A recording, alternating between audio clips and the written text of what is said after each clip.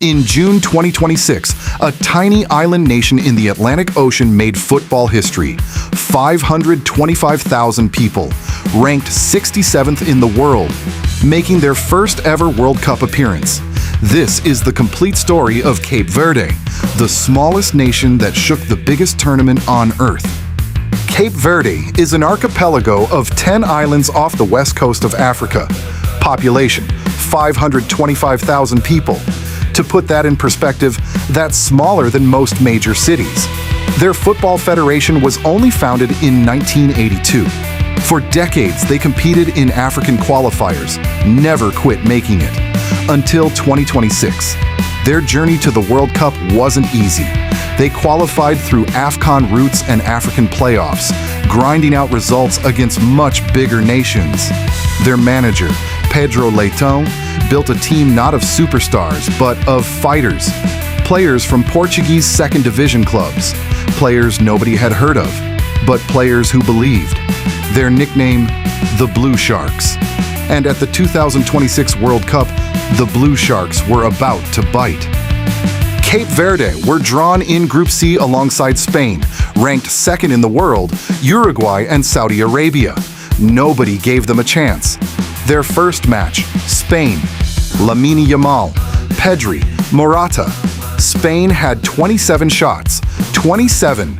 Cape Verde had their goalkeeper, Vozinha, 40 years old, playing in Portugal's second division. He made save after save after save.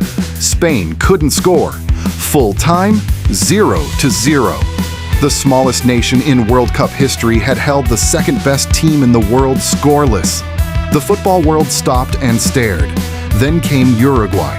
Another draw, 2-2 after being 2-0 down. Then Saudi Arabia, 0-0 again. 3 matches, no wins, no losses, 3 draws.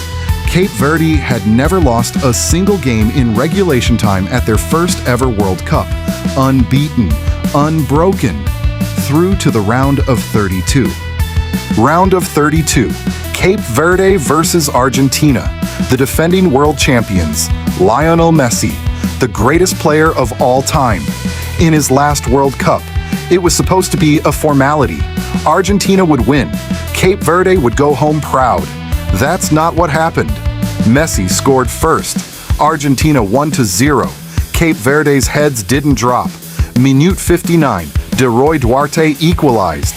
Cape Verde 1-1. The stadium erupted. Argentina pushed for a winner. Vozinha kept saving. Then extra time. Argentina scored again. 2-1. Game over. Then, minute 103, Sidney Lopez Cabral picked up the ball 25 yards from goal. He looked up. He struck it. The ball curved. Top corner. 2-2. In extra time. Against Argentina, the defending champions. The MetLife Stadium fell silent. Then erupted. Then, the cruelest moment. An Argentine cross. An own goal deflection. 3-2 Argentina. Cape Verde were out. But the reaction was unlike anything the football world had seen. Vozinha, who started the tournament with 50,000 Instagram followers, woke up the next morning with 18 million.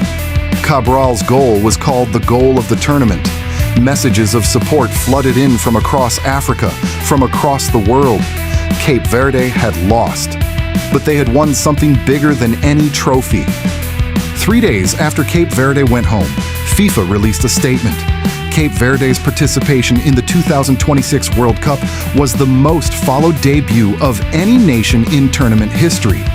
Their matches were watched by over 200 million people globally. Vozinha appeared on the cover of Time magazine. The Cape Verde flag became the most searched image on Google the week after their elimination.